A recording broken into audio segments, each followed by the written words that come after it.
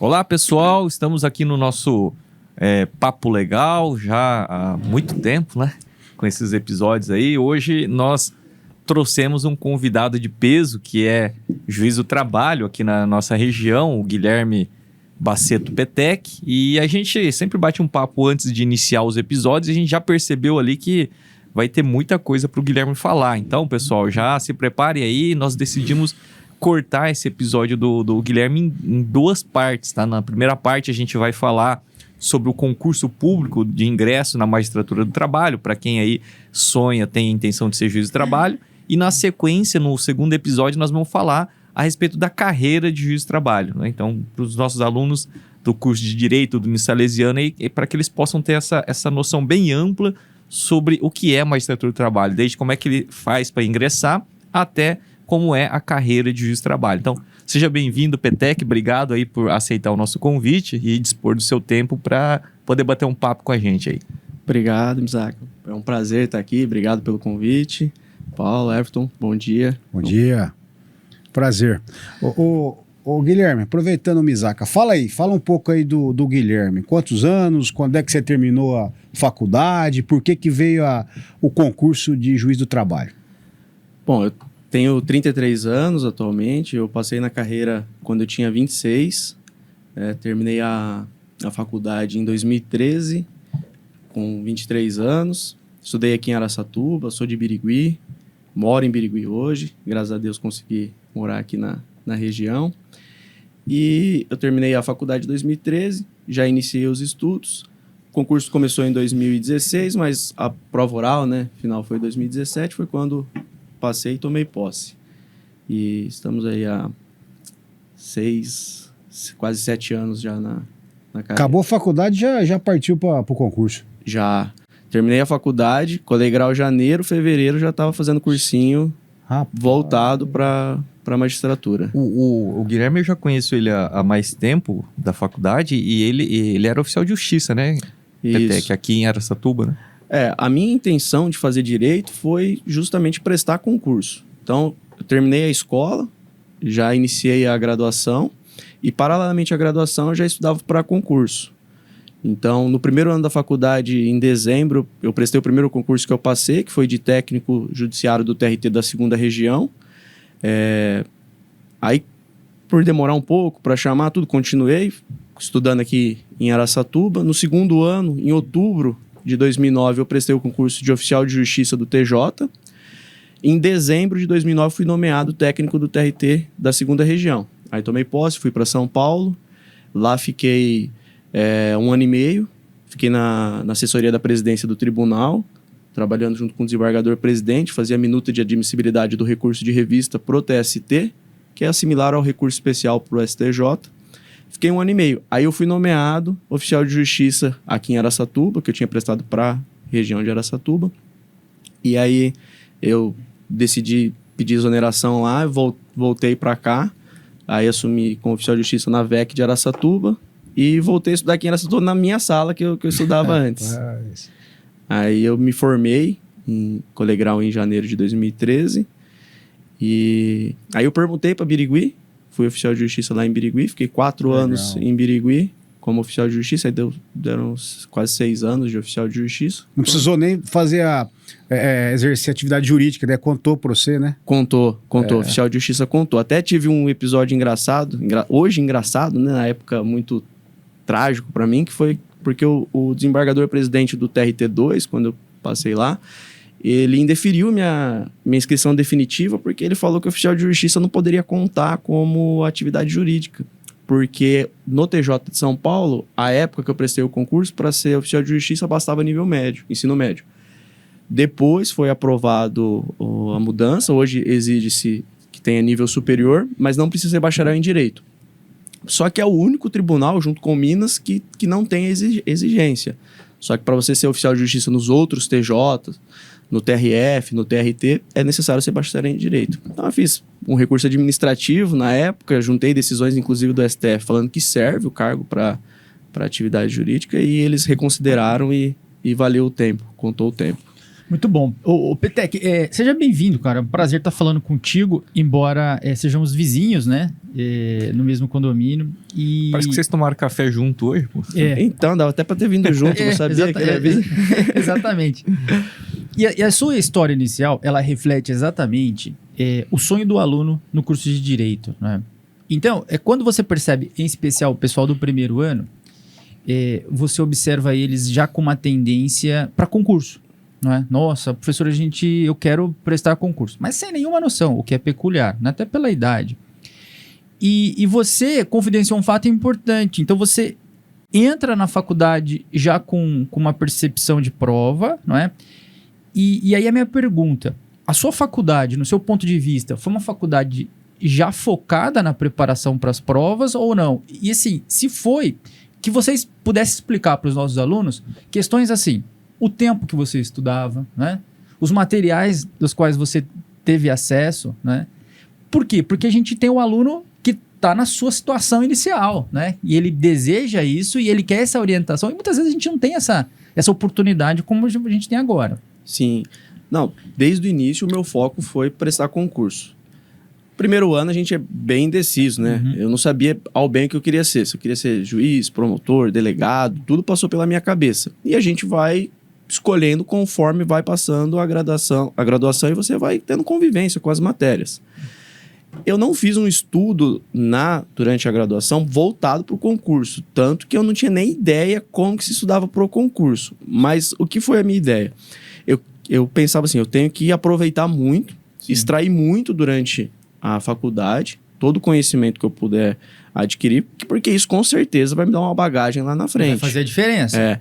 E é engraçado que assim, eu percebia que nesses concursos iniciais para servidor que eu prestava, a faculdade ajudava para o concurso, além do que eu estudava em cursinho, em casa, e o contrário também, o cursinho me ajudava muito na faculdade. Porque assim, às vezes, quando eu estava, por exemplo, no quarto ano, eu ia estudar algo na faculdade que eu já tinha estudado bastante pro concurso, né? Ainda que fosse a lei seca, né? Leitura ali da lei, mas já ajudava muito, né? Então, assim, no início, Paulo, eu não tinha essa noção do foco específico pro concurso, que eu consegui adquirir depois que me formei fazendo cursinhos específicos para a magistratura. Mas o aluno que hoje quer ter tem essa perspectiva de um concurso da magistratura, Ministério Público ou qualquer outra carreira, eu acho que ele tem que ter essa percepção que, vou fazer de qualquer jeito a faculdade aqui, vou conseguir meu diploma e lá na frente depois eu estudo. Eu acho que é um erro. É um erro, porque em que pese a gente tenha uma mudança legislativa constante, né? E isso é fácil de você se atualizar. Agora, a base do direito que você adquire na faculdade é muito importante. Então, importantíssimo. Foi uma base mais consolidada, aproveitou de forma excessiva o conhecimento e depois você fez a adaptação para a carreira. Sim, aí depois, quando me formei na faculdade, que fiz o estudo mais específico. E isso é uma coisa que eu sempre falo, assim, quando me perguntam, tem que fazer cursinho? Eu falo na minha perspectiva, né?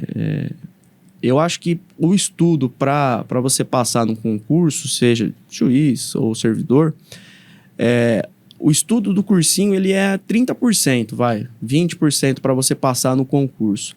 Só que esses 20%, 30%, ele te ajuda com os outros 70%, 80% que você tem que estudar em casa. Ele te dá direcionamento, ele te dá dicas, te mostra como estudar, o material a ser estudado. Então, eu acho bem importante. Encurta caminhos, né? Porque querendo ou não querendo, no cursinho tem as táticas de prova, né? Só que você ficar fazendo cursinho só, você não vai passar. Também não. Você tem que sentar em casa e tem que fazer estudar. sua parte, né? Claro. É o que eu costumo falar pro aluno, que o cursinho todo mundo faz. Exato. O diferencial é o que o cara vai fazer lá na casa dele. Exatamente. E assim, né, Petec, pelo que você está dizendo, você estudou de manhã ou à noite na faculdade? Eu fazia faculdade de manhã. Nos 2 primeiros anos, quando eu não trabalhava, só estudava. Então, tinha essa possibilidade. E depois que eu passei no concurso, seja lá no TRT, quanto aqui no TJ, eu tinha uma flexibilidade de horário. Lá eu trabalhava à noite, porque é por produção. Lá eu trabalhava por produção. Tinha uma quantidade de minutos a ser feito, então eu trabalhava depois do almoço até a noite. E como oficial de justiça, vocês sabem bem que ele que faz o horário, né? Ele tem que trabalhar de manhã, na hora do almoço, à tarde, à noite, de sábado, domingo.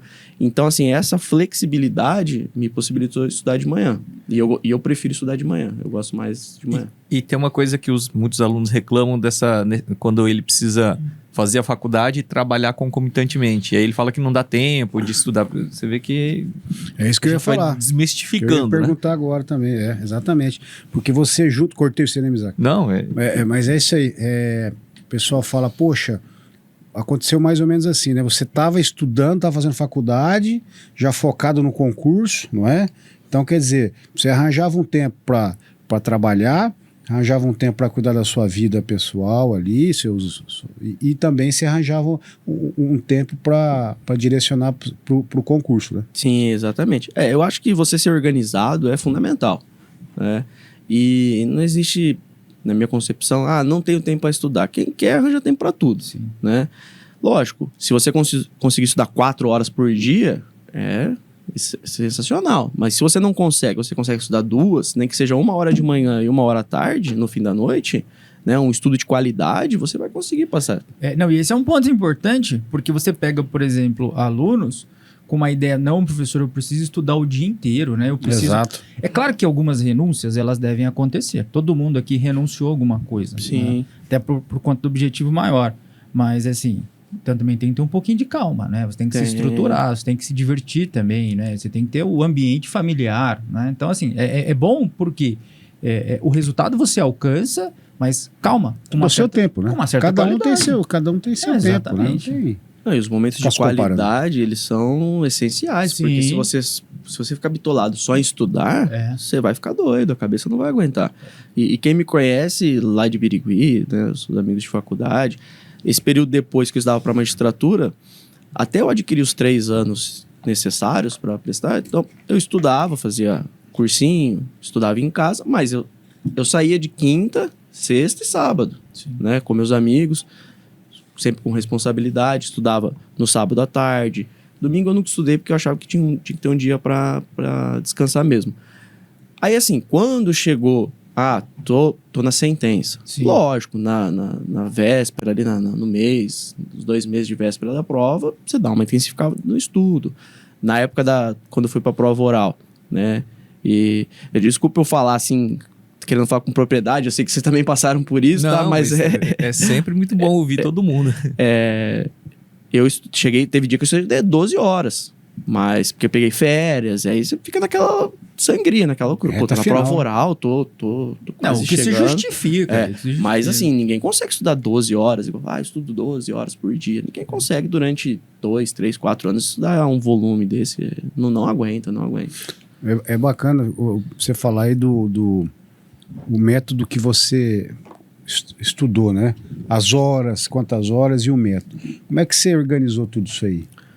O cursinho te deu, como você falou, te deu um norte, né?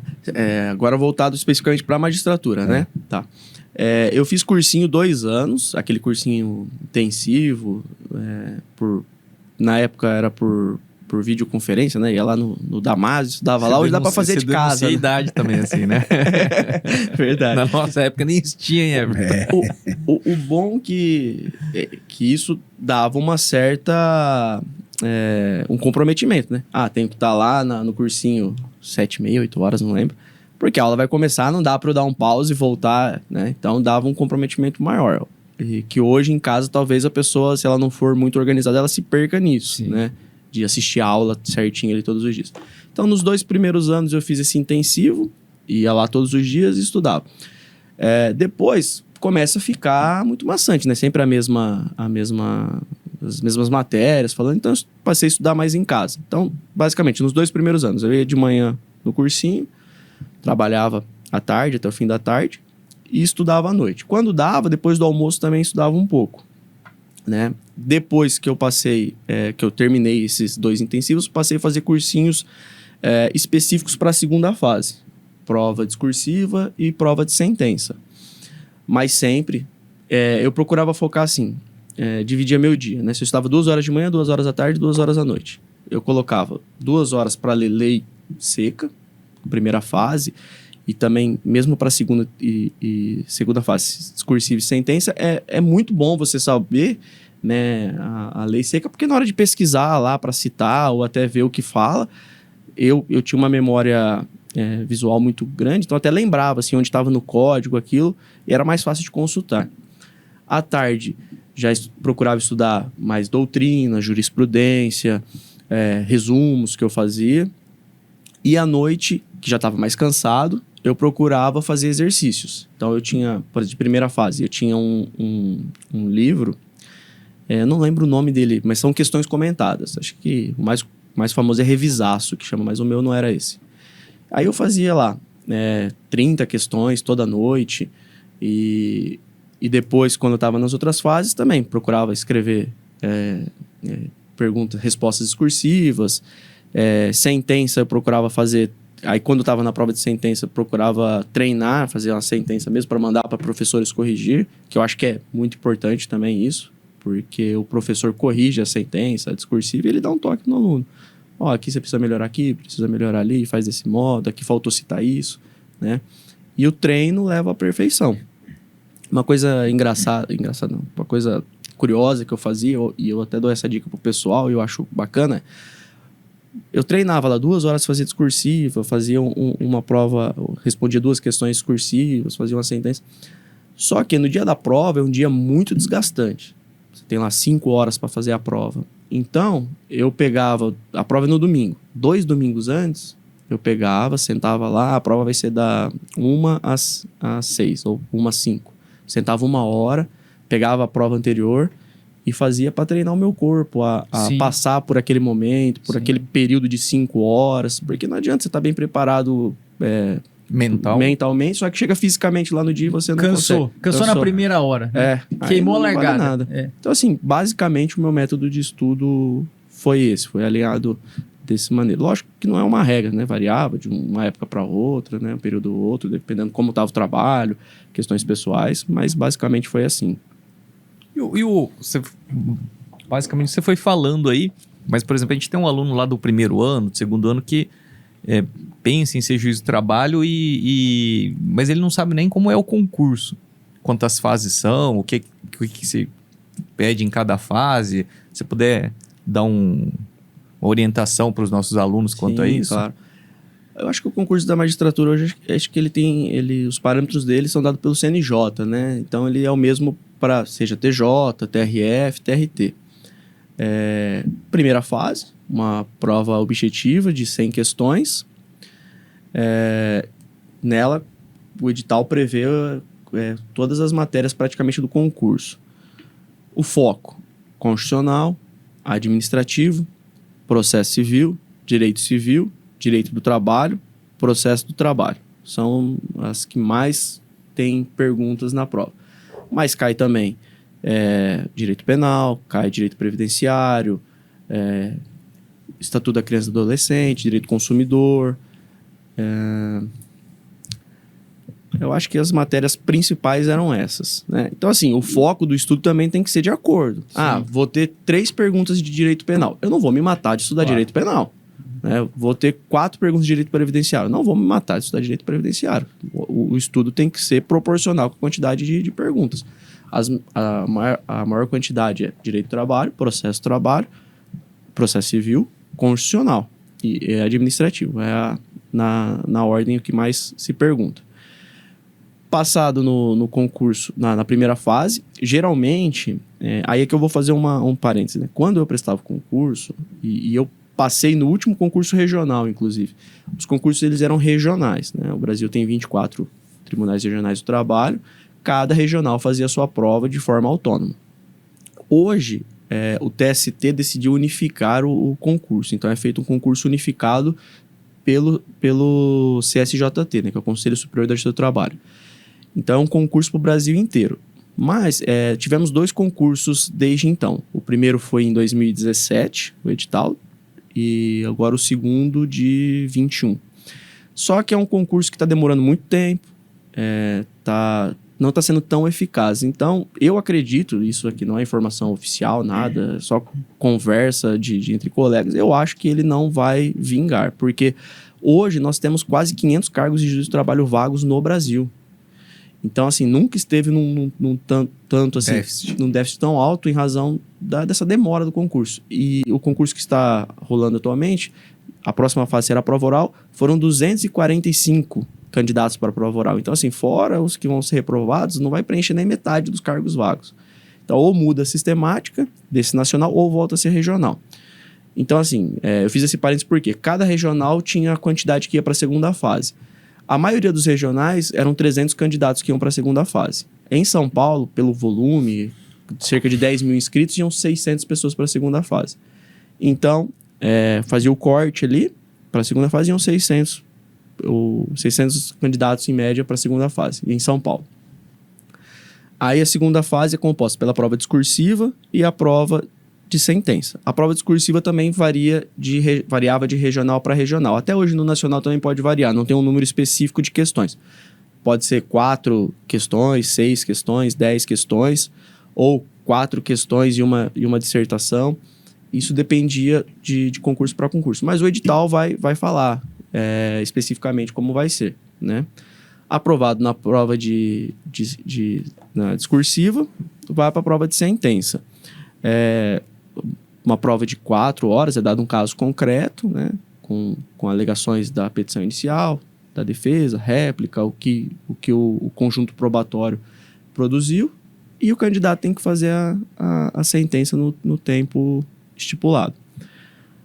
Tanto a prova discursiva quanto a de sentença, aí são notas mínimas, né? Você não concorre com mais ninguém, aí você concorre só com você. A nota mínima, 6, tanto na discursiva quanto na sentença. Tendo êxito nessas duas provas, vai para a prova oral. Antes da prova oral tem aquela inscrição definitiva que eu comentei, que aí o candidato tem que comprovar que é bacharel em Direito, que tem atividade, os 3 anos de atividade jurídica, juntar as certidões, né, comprovando que não tem nenhuma pendência eleitoral, militar, e aí ele está habilitado para ir para a prova oral. A prova oral na magistratura do trabalho, não sei se é igual do TJ, mas ela funciona da seguinte maneira. É sorteada a lista de candidatos e não é perguntado sobre tudo. Há pontos que são sorteados 24 horas antes da sua prova. Então, por exemplo, no sorteio saiu que a minha prova vai ser na sexta-feira às 14 horas. Então, na quinta-feira, às 14 horas, eu compareço no tribunal e tem um sorteio que eu tiro o meu ponto. Aí são 3 pontos. O meu foi um desastre.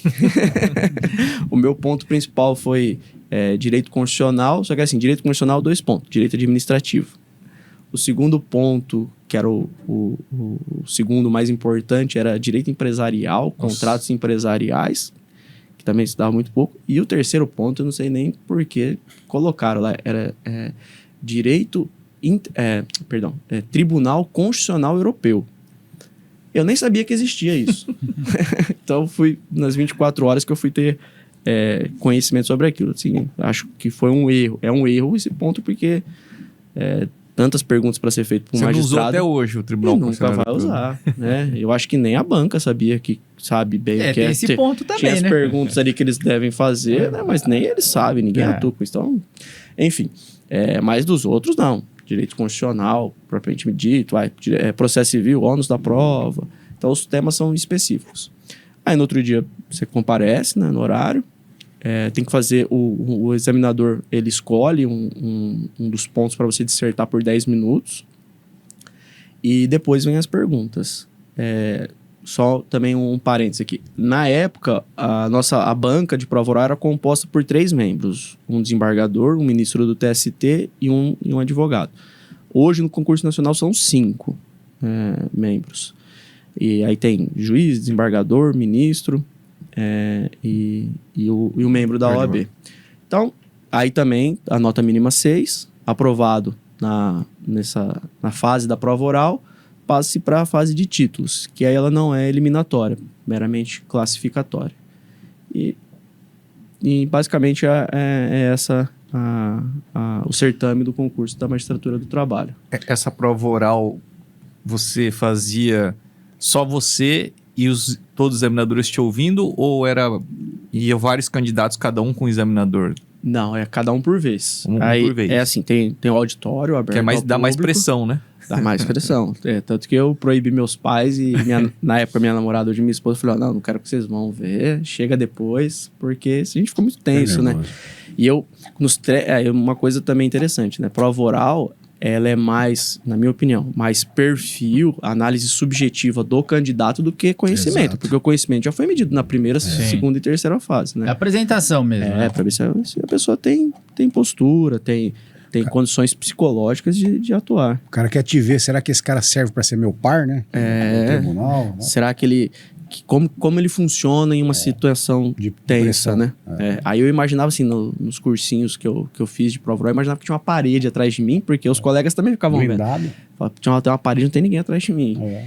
E aí os 3 examinadores ficam no plenário, fica o centro candidato, e os 3 perguntam um por vez, né? Cada um tem o seu tempo regimental, não sei se 5, 10 minutos, e eles fazem a pergunta. Então ele vê a pergunta e a resposta do outro examinador.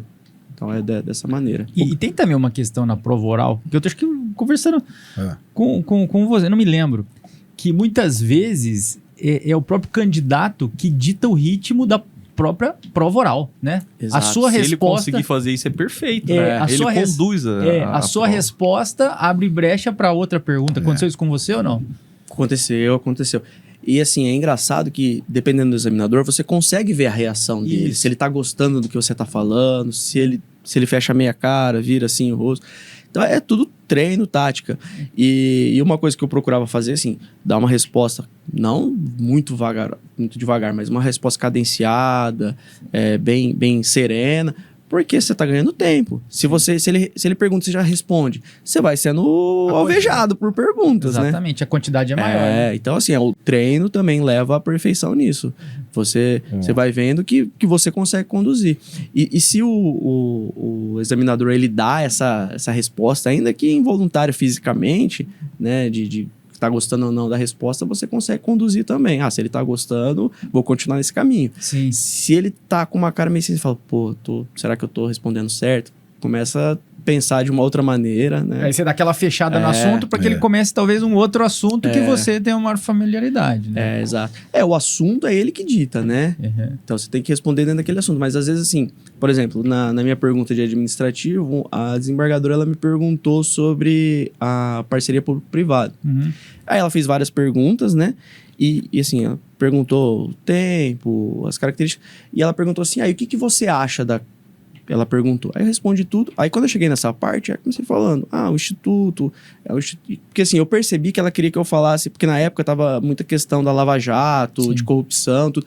E eu percebi que ela queria que eu falasse sobre isso. Aí eu falei: o Instituto é muito bom, né? Permite várias obras, tal. Só que infelizmente no Brasil, em determinadas situações pontuais, há um desvirtuamento do Instituto. Aí eu vi que ela começou a fazer assim e abriu um sorriso. Eu falei, ela tô respondendo o que ela quer, né? Ganhou ela.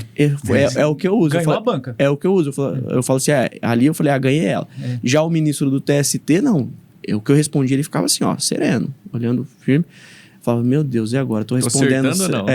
Então, assim, depende muito do examinador. Mas acaba sendo uma tática do cara também, né? É. Porque aí ele consegue te avaliar em Sim, todos, né? O sim. neutro dele te avalia perfeitamente, né? Porque começa a sorrir. Eu acho que é o mais certo, na verdade, né? Exatamente. Então, assim, mas é tudo treino, né? O Guilherme, e primeira fase, quantas perguntas? 100 perguntas. Eu costumo dizer, quero a sua opinião, eu acho que, aspas, seria mais difícil, na minha opinião, porque é tudo ou nada, não é? Ou você faz a nota de corte e tá dentro, ou você não faz e tá fora, não é isso? Você pensa assim? Eu não acho a mais difícil. Eu acho que ela dá o grande corte mesmo, né? Igual nessa prova que foi aprovada, tinham 10 mil candidatos. Foram 600 para a segunda fase.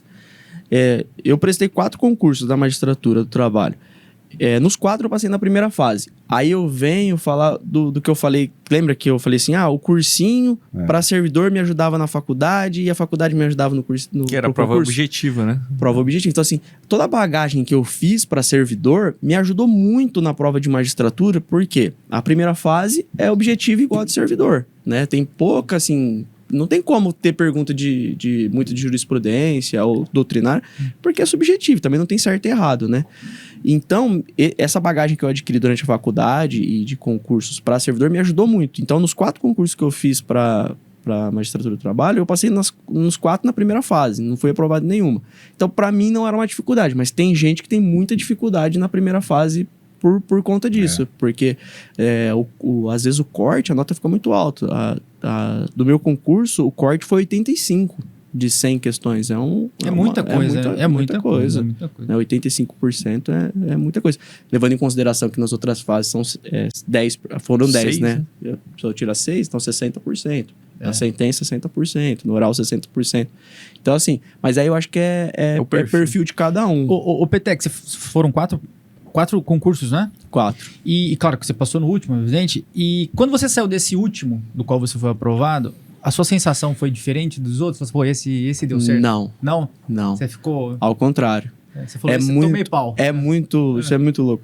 Porque, assim, eu tinha feito o primeiro concurso de São Paulo, aí fui reprovado na segunda fase. E eu achava que tinha ido bem, mas meu primeiro concurso e tal. Tá. Aí fiz o segundo concurso, também para São Paulo, mas pro interior, porque aqui no estado de São Paulo, provavelmente os alunos não sabem pela vivência, né? Mas nós temos 2 tribunais regionais do trabalho. Um com sede em São Paulo, que abrange a Grande São Paulo e Litoral Sul, né? Praia Grande, Santos, Guarujá, São Vicente e Bertioga. E o TRT da 15ª região com sede em Campinas, que abrange todo o interior de São Paulo, que é o que eu pertenço hoje. Removi depois, e a gente vai falar isso depois sobre a carreira, né? Eu falo sobre isso. Então, me removi pro TRT da 15ª região. E aí eu prestei esse da 15ª, é o concurso de casa, é o que eu tenho que passar, né? Aí eu levei pau na sentença. E a minha sentença tinha sido muito boa. Aí eu fiz depois de novo o TRT2, que é o de São Paulo, Grande São Paulo. E a prova de sentença era muito grande, muito grande. E é até curioso, você olha a minha prova, o começo tá com uma grafia bonita e tal. O final tá um rabisco assim, porque é o que deu. E aí depois eu fiz TRT da 4ª região, que é Rio Grande do Sul. Essa prova eu saí falando, passei. Resolvi. Falei, vou morar em Gramado. Vou morar em Porto Alegre. Já procurou a casa, apartamento. Aí tinha essa sensação. Falei, nossa, aqui... Porque na minha concepção, minha prova, tanto discursiva quanto sentença, estava muito boa. Aí o que aconteceu?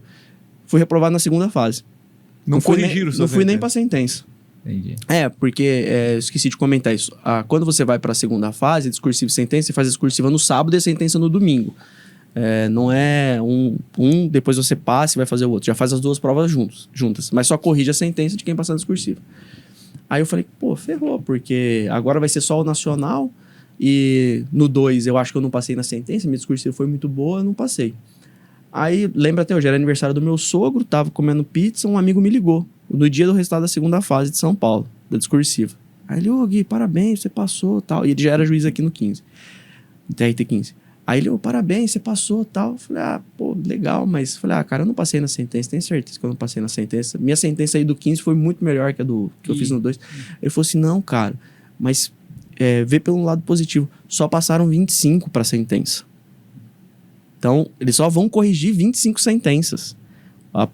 E tinha 140 cargos vagos na época no TRT2. Ele falou, pô, 25, cara, então você tem chance. Eu falei, beleza, vamos ver, né? Aí, eu nem assisti a divulgação das notas da sentença, por nervosismo, não queria, e porque eu achava que eu não ia passar. Mas aí, graças a Deus, deu certo. Tirei 6, 6 e 6 e 25 na sentença. E aí nós passamos em 17. 8 foram reprovados na sentença e 17 passaram para a prova oral. Ótimo. Muito bom. Então você vê como é louco, né? Tô dando risada aqui, bicho. Tô me segurando, tá me lembrando aqui. Eu saí uma vez numa prova, era na Uninove, né? Lotado ali, eu nossa, arrebentei, comecei a comentar com os caras que a gente, pra pegar o metrô, comecei a falar da resposta, o cara falou assim, você tá louco, você respondeu tudo errado. E eu, o cara, não, você tá louco, tá tudo errado, não. O Adriano, do seu concurso, que a gente começou a comentar lá, não, arrebentei, fui bem pra caramba, respondi, você respondia, os caras ficaram quietos, falou, tá errado. Inclusive, esse também teve um episódio legal, porque quando eu fui fazer a prova no Rio Grande do Sul, um cara falou assim, um professor mandou um espelho da sentença lá de São Paulo, como teria sido. Aí eu olhei e falei, nossa, cara, tá tudo diferente da minha. Então, uma coisa também que eu achava que eu tinha reprovado, porque... Só que assim, o direito, é o que eu até falo nas audiências, não é uma ciência exata. Sim. Né? Não existe certo e errado. Existe né? bem fundamentado. Então, se você adota a posição A, a posição B, mas se Sim. você sabe fundamentar bem, né, o examinador, ainda que não seja a posição dele, imagino eu, ele tem que considerar correto. Claro. Porque se você fundamentou corretamente, né? É isso aí. Então, como a gente falou, o episódio ia ficar longo, então nós vamos dar um corte aqui, tá, pessoal? Nós vamos encerrar esse episódio, esse bloco que a gente falou sobre a preparação e o concurso para a magistratura do trabalho. No próximo bloco a gente vai continuar conversando com o Petec aqui agora sobre a carreira de juiz do trabalho, realmente, para ver se para o aluno sentir, para a aluna sentir se é isso que ele quer mesmo para a vida dele. Né? Então, esse foi mais um episódio aqui do nosso podcast Papo Legal, do curso de Direito no Salesiano. Agradecer o Petec, agradecer o Everton, o Cavazana e o Aquino que está lá nos bastidores aí. Até mais. Valeu.